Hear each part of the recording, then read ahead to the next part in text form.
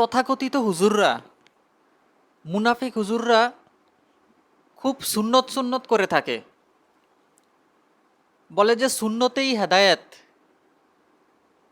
বলে যে কেউ সুন্নত ছেড়ে বিজাতীয় সভ্যতার অনুসরণ করলে সে কাফের মুশরিকদের অন্তর্ভুক্ত হয়ে গেল, তার হাসর নাসর হবে কাফের মুশরিকদের সাথে। এই ধরনের কথা আমরা ছোটবেলা থেকেই শুনে আসতেছি, সব জায়গাতেই শুনে থাকি। বিভিন্ন তথাকথিত হুজুর, মুনাফিকরা ইসলামে সবচেয়ে বেশি জোর দেয় সুন্নতকেই। কোরআনকে তারা তেমন কোনো গুরুত্বই দেয় না।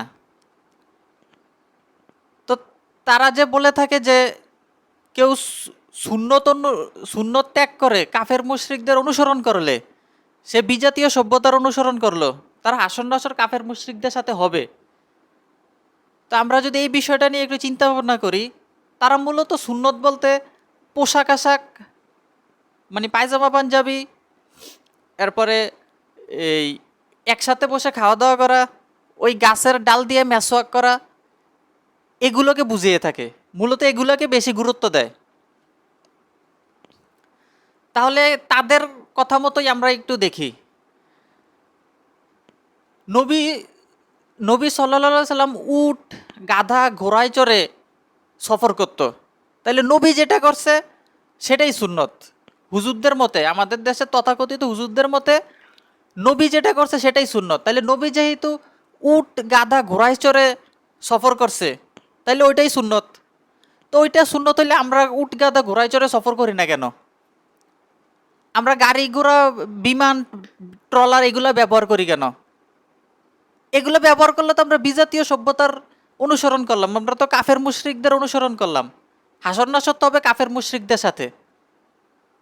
হুজুরদের কথা মতো তো আমরা তো নবীর সুন্নত ত্যাগ করে কাফেরদের অনুসরণ করলাম। নবীর সুন্নত হইল উট, ঘোড়া, গাধা এটা ব্যবহার করা।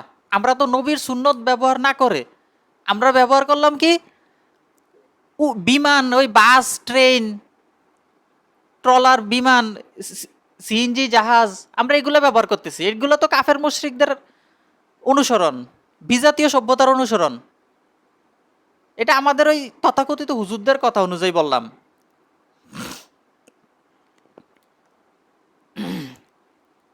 নবী সাল্লাল্লাহু সাল্লামের যুগে তারা তীর, ধনুক, তলোয়ার এসব দিয়ে যুদ্ধ করত। তাইলে এগুলো দিয়েই যুদ্ধ করা সুন্নত। তো এগুলো দিয়ে যুদ্ধ করা সুন্নত হইলে তাইলে এগুলো দিয়েই মুসলমানদেরকে যুদ্ধ করতে বললো হুজুররা। মুনাফিক হুজুররা এই ধরতে পারবে না, এই missile, rifle, rocket, bomb, machine gun এগুলো ব্যবহার করতে পারবে না। তারা মুসলিম দেশদেরকে এগুলো ব্যবহার করতে বলে কেন? মুসলমান দেশরাই আপনার বিমান, সাজোয়াজান, এই রাইফেল, পিস্তল এগুলো ব্যবহার করতে পারবে না। কারণ এগুলো তো নবী ব্যবহার করে নাই। এটা ব্যবহার করলে তো আপনি কাফের মুশরিকদের বিজাতীয় সভ্যতার অনুসরণ করলেন। নবী ব্যবহার করছে তো তীর, ধনুক, তলোয়ার, আপনি সেটা দিয়ে যুদ্ধ করতে হবে, কারণ সুন্নত। আপনি সুন্নত ছাড়লে তো আপনি কাফের মুশরিকদের অনুসরণ করলেন। আপনার হাসর নাসর হবে কাফের মুশরিকদের সাথে, বিজাতীয় সভ্যতার অনুসরণ করলেন আপনি।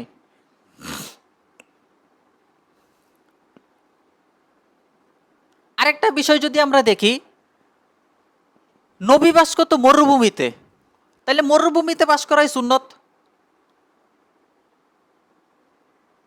মরুভূমি এলাকাতে, সৌদিতে নবী বাস করতো, তাহলে আপনি মরুভূমি সৌদিতে গিয়ে বাস করতে হবে। আপনি সুন্নত অনুসরণ করতে হবে। সুন্নতে হেদায়েত বললে থাকেন না, বন্ডামি একটা কথা, সুন্নতে হেদায়েত।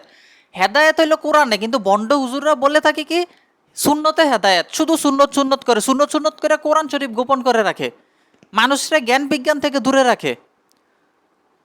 তো তাইলে বন্ড হুজুররা, মুনাফিক হুজুররা বাংলাদেশে থাকে কেন? বিভিন্ন কাফের মুশরিকদের দেশে, অন্যান্য দেশে থাকে কেন? ভারত পাকিস্তানে থাকা যাবে না, আপনার আফ্রিকাতে থাকা যাবে না, ইউরোপ আমেরিকা থাকা যাবে না, আপনার থাকতে হবে সৌদিতে, মরুভূমি এলাকাতে থাকতে হবে। ওই যেখানে মরুভূমি আছে সেখানে থাকবেন। আফ্রিকার মরুভূমি, সাহারা মরুভূমিতে থাকবেন আপনি, ইন্ডিয়ার যেখানে মরুভূমি আছে, চীনে মরুভূমি আছে, গুবি এলাকা, ওইসব এলাকাতে থাকবেন। মরুভূমিতে থাকতে হবে, আপনি নদীর দেশ বাংলাদেশে থাকতে পারবেন না। শুধু ওই যে বরফ, প্রচণ্ড শীত, ওই রকম ইউরোপীয় কান্ট্রিতেও থাকা যাবে না, কারণ এটা থাকলে তো আপনি বিজাতীয় সভ্যতার অনুসরণ করলেন, আপনি হিন্দু বৌদ্ধ খ্রিস্টানদের অনুসরণ করলেন, আপনি তো নবীর অনুসরণ করলেন না। নবীর সুন্নত হলো মরুভূমিতে থাকা, মরুভূমিতে থাকতে হবে। আপনি যদি মরুভূমিতে না থাকে, নদীর দেশ এই বাংলাদেশে থাকেন, ঠিক আছে, তো তাইলে তো আপনি কাফের মুশরিকদের অনুসরণ করলেন, বিজাতীয় সভ্যতার অনুসরণ করলেন। তাইলে আপনি বন্ড হুজুরদের মতে আপনি আপনার হাসন নাসর কাফের মুশরিকদের সাথে হবে, আপনি কাফের মুশরিকের অন্তর্ভুক্ত হয়ে গেলেন। কারণ আমাদের দেশে আমরা যেটা ছোটবেলা থেকে শুনে আসতেছি, সব জায়গাতেই শুনি হুজুররা শুধু সুন্নত সুন্নত করে, শুধু নবী যেটা করছে সেটাই করতে হবে, সেভাবেই করতে হবে, ঠিক আছে, এটাই সুন্নত। আর আপনি যদি নবীর অনুসরণ না করে যদি আপনি জ্ঞান বিজ্ঞানের অনুসরণ করেন, জ্ঞান বিজ্ঞানের অনুসরণ করলে আপনি কাফের মুশরিকদের অন্তর্ভুক্ত হয়ে গেলেন। আপনি বিজাতীয় সভ্যতার অনুসরণ করলেন, আপনি আপনার হাসন নাসর হবে কাফের মুশরিকদের সাথে। এগুলা আমাদের দেশের ভণ্ড হুজুররা বলে থাকে, মূলত ওই পায়জামা পাঞ্জাবির ক্ষেত্রে, গাছের ডাল দিয়ে মেসওয়াক করার ক্ষেত্রে, একসাথে বসে খাবার খাওয়ার ক্ষেত্রে, এগুলার ক্ষেত্রে তারা খুব বেশি এরকম জোর দেয়।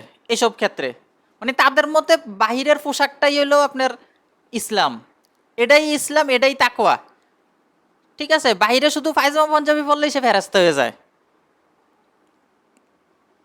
এগুলাই ধর্ম, এগুলো করলেই মনে করেন যে কেউ জাহান্নাম থেকে বেঁচে যাবে, ঠিক আছে। একসাথে বসে খাবার খেলে, ওই গাছের ডাল দিয়ে মেসক করলেই সে মহাপুণ্যের কাজ করে ফেললো, ঠিক আছে, সে অনেক সৎকর্ম করে ফেললো, সে জাহান্নাম থেকে বেঁচে জান্নাতে চলে যাবে।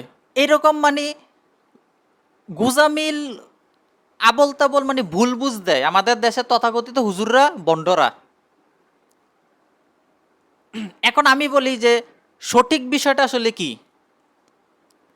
সঠিক বিষয় হলো নবীও করতো, মানে ওই সময়ে নবীর যুগে নবীও করতো, আবার কাফের মুশরিকরাও করতো, এমন বিষয় সুন্নত হয় না। মানে যেটা নবী এবং কাফের মুশরিকদের মধ্যে মিল ছিল, একই রকম ছিল, ওইটা সুন্নত হয় না। আমরা যে পোশাক বলি, পোশাক পোশাক নবীর যুগে নবীর এবং কাফের মুশরিকদের একই রকম ছিল। জুব্বা বলি না, মানে এমন জুব্বা জাতীয় পোশাক বা একটা বড় চাদর, জুব্বা জাতীয় পোশাক বা বড় চাদর বা লুঙ্গি জাতীয় এরকম বিষয়, এটা এরকম বিষয় সবাই পরতো, নবীও পরতো, কাফেররাও পরতো, মানে সবার পোশাক একই রকম ছিল। ওই কাফেররাও আপনার জুব্বা জাতীয় একটা এমন ঢিলডাল, মানে এমন এই বড় গোল এমন একটা পোশাক পরতো, ওই উপরে একটা চাদরের মতো একটা, এই তাদের কাফেররাও এমন চাদরের মতো একটা ওড়না পরতো। মানে কাফেরদের পোশাক নবীর পোশাক একই রকম ছিল ওই সময়।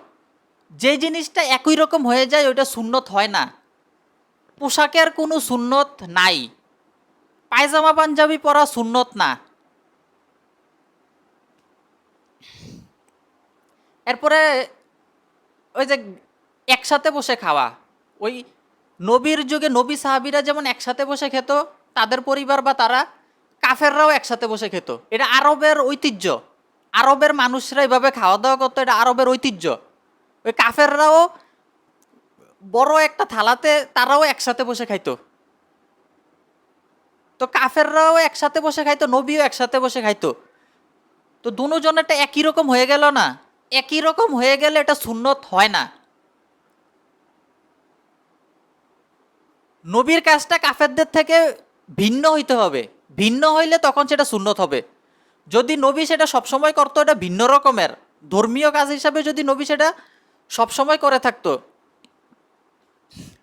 তখন সেটা সুন্নতে আসবে, যেটা কাফেরদের থেকে ভিন্ন।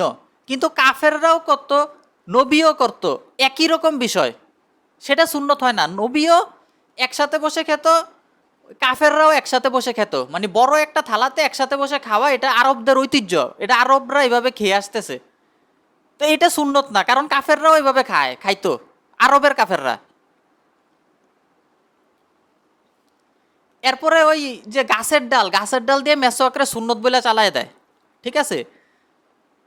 নবীর যুগে নবী কাফেররা সবাই গাছের ডাল দিয়ে ইয়া করতো, শুধু গাছের ডাল না, ঘোড়ার লেজ দিয়েও ওরা মেসওয়াক করতো। মানে তাদের ওই সময় তাদের একটা সিস্টেম ছিল, তারা যে শুধু গাছের ডাল বা ঘোড়ার লেজ ব্যবহার করতো এমন না, এটার সাথে আরও কিছু ব্যবহার করতো। আমাদের কাছে ওই রকম বর্ণনা আসে নাই, কারণ নবী সাহাবীর এগুলো সব কিছু লিখে রাখতো না, কোরআন ছাড়া ওরা অন্য কিছু লিখতো না। ও কোরআন ছাড়া অন্য কিছু না লিখার কারণে মানে এই জিনিসগুলো আমাদের কাছে একদম নির্ভরযোগ্যভাবে সুস্পষ্টভাবে আমাদের কাছে আসে নাই। তারা গাছের ডাল দিয়ে কাফেররাও দাঁত মাজতো, নবীও দাঁত মাজতো, আবার ঘোড়ার লেজ দিয়েও মাজতো, কিন্তু সেখানে গাছের ডাল বা ঘোড়ার লেজের সাথে তারা অন্য কিছু ব্যবহার করতো, ওইটার সাথে তারা অন্য কিছু ব্যবহার করতো বলেই মানে সম্ভাবনা বেশি। তো এখন নবীর আর কাফেরদের তো দাঁত মাজার পদ্ধতিতে একই রকম হয়ে গেল, একই রকম হলে সেটা সুন্নত হয় না। আমরা যে বলি গাছের ডাল দিয়ে ব্যবহার করা দাঁত মাজা সুন্নত, নবী দাঁত মাজতো, এটা সুন্নত না, কারণ নবী মাজতো ঠিক আছে, কাফেররাও মাজতো, কাফেররাও গাছের ডাল দিয়ে দাঁত মাজতো বা ঘোড়ার লেজ দিয়ে মাজতো, সাথে অন্য কিছু ব্যবহার করতো। তো দুজনেরটা একই রকম হয়ে গেল, একই রকম হয়ে গেলে সুন্নত হয় না, কাফেরদের থেকে ভিন্ন হইতে হবে। যেটা নবী ইবাদত হিসেবে করে গেছে বা নবী তার একটা আদর্শ হিসেবে করে গেছে, ভিন্ন রকম কাফেরদের থেকে ওই রকম হইতে হবে।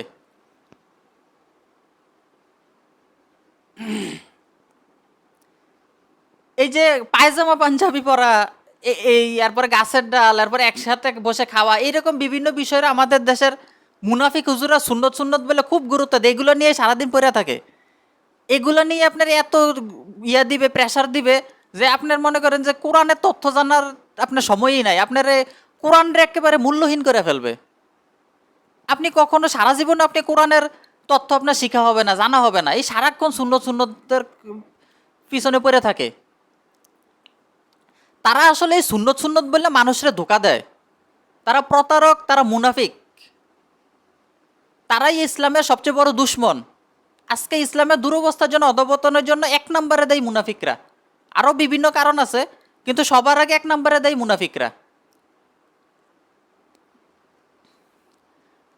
কোরআন থেকে তারা মানুষকে দূরে সরিয়ে ফেলছে, কোরআন সম্পর্কে মানুষ কিছুই জানে না। ধরতে গেলে কোরআনের কোন সূরাটা ফরজ সেটাই বলতে পারবেন, আর কোরআনের খুঁটিনাটি বিষয় কি জানবে? এই সারাক্ষণ সুন্নত সুন্নত বলে মানুষের ধোকা দিতেছে। ওই তীর ধনুক তলোয়ার যদি আপনি সুন্নত বলে আপনি ওইখানেই পইরা থাকেন তাইলে তো হবে না। আপনি যদি বিমান, ট্রেন, বাস এগুলো ব্যবহার না করে আপনি ওই উট, গানি, ঘোড়া, ঠিক আছে, আপনি ওইগুলোই সুন্নত হিসেবে ব্যবহার করেন, ঠিক আছে, এটা ভুল ধারণা, এগুলো সুন্নত না। কারণ ওই সময় কাফের মুশরিকরাও উট, তারপরে আপনার ঘোড়া, গাধা এগুলো ব্যবহার করতো, যুদ্ধেতে তারাও তীরধনুক এগুলো ব্যবহার করতো, কাফেররাও ব্যবহার করতো। আপনার জ্ঞান বিজ্ঞানের উন্নতিকে, প্রযুক্তিকে গ্রহণ করতে হবে। এই আপনার লাইট, ফ্যান বা বাস, ট্রেন, ঠিক আছে, জাহাজ, লঞ্চ এগুলা ব্যবহার করা, এটা হলো জ্ঞান বিজ্ঞানের উন্নতি, ঠিক আছে, প্রযুক্তির উন্নতির কারণে এটা এটা আসছে, এগুলো হয়েছে, আপনি এটাকে গ্রহণ করতে হবে। এগুলা ব্যবহারে কোনো ইয়া নাই, মানে কোনো সুন্নত বেদাত বা কুফুরি ইবাদতের কোনো বিষয় নাই, এগুলা ধর্মের সাথে সম্পর্ক না। এই আপনি লাইট, ফ্যান যা কিছু দেখতেছেন, ঠিক আছে, এই ফাউন্ডেশন করা বিল্ডিং, ঠিক আছে, ইট, রড, সিমেন্ট দিয়ে ফাউন্ডেশন করা বিল্ডিং, ওই বিমান, রকেট, ঠিক আছে, বিভিন্ন রকমের যানবাহন, private car, micro bus, AC, ওই লঞ্চ, স্পিডবোট, বা যুদ্ধের যে ব্যবহার করে মনে করেন যে বিভিন্ন রকমের অস্ত্র, অত্যাধুনিক অস্ত্র, ঠিক আছে, রাইফেল, পিস্তল, ওই মিসাইল গান, ক্ষেপণাস্ত্র, সাবমেরিন, বিভিন্ন কিছু ব্যবহার করে, এটা জ্ঞান বিজ্ঞানের উন্নতি, প্রযুক্তির উন্নতি, ঠিক আছে, আপনাকে এটা গ্রহণ করতে হবে। এটাতে ইবাদত বা কুফুরির কিছু নাই, সুন্নতের বা বেদাতের কিছু নাই, এটা প্রযুক্তির উন্নতি, জ্ঞান বিজ্ঞানের উন্নতি, ঠিক আছে। এখানে তো সুন্নত বললে আপনারে তলোয়ার, তীরধনুকেই বসে থাকতে হবে, আপনি ওইটাই ব্যবহার করতে হবে। আপনি ওইটা ব্যবহার না করলে, মানে হুজুরদের কথা মতো আপনি তলোয়ার, তীরধনুক ব্যবহার না করলে আপনি বিজাতীয় সভ্যতার অনুসরণ করলেন, আপনি কাফের মুশরিকদের অনুসরণ করলেন, আপনার হাসর নাসর কাফের মুশরিকদের সাথে হবে। এটা হুজুরদের কথা অনুযায়ী, যদি আপনি ওই হুজুরদের কথা অনুযায়ী নবী যেটা বলছে ওইটাই সুন্নত, নবী যেটা করছে ওইটাই সুন্নত হয়ে যায়, এইরকম হইলে তাইলে আপনি ওই উট ঘোড়া গাধাতেই আপনাকে চড়তে হবে, কারণ নবী ওইগুলো ব্যবহার করছে সফরে, তা আপনিও সফরে ওইগুলো ব্যবহার করতে হবে, ওইটাই সুন্নত। তারা বলে থাকে, বন্ডজুরা বলে থাকে, বন্ডজুরা এগুলো ভুল বললে থাকে। এগুলো বলার উদ্দেশ্য হলো আপনারা কোরআন থেকে দূরে রাখা, কোরআনের তথ্য থেকে দূরে রাখা, আপনাকে জ্ঞান বিজ্ঞান থেকে দূরে রাখা, এটা হলো উদ্দেশ্য। আপনি যদি ওই তীর ধনুক তলোয়ার নিয়ে বসে থাকেন আর ওই উট ঘোড়া গাধায় নিয়ে সফর করেন, ঠিক আছে, তাহলে আপনার মুসলমানরা অনেক পিছিয়ে যাবে, অনেক পিছিয়ে যাবে, মানে মুসলমানরা ধ্বংস হয়ে যাবে, কাফের মুশরিকরাই পুরো পৃথিবী দখল করবে।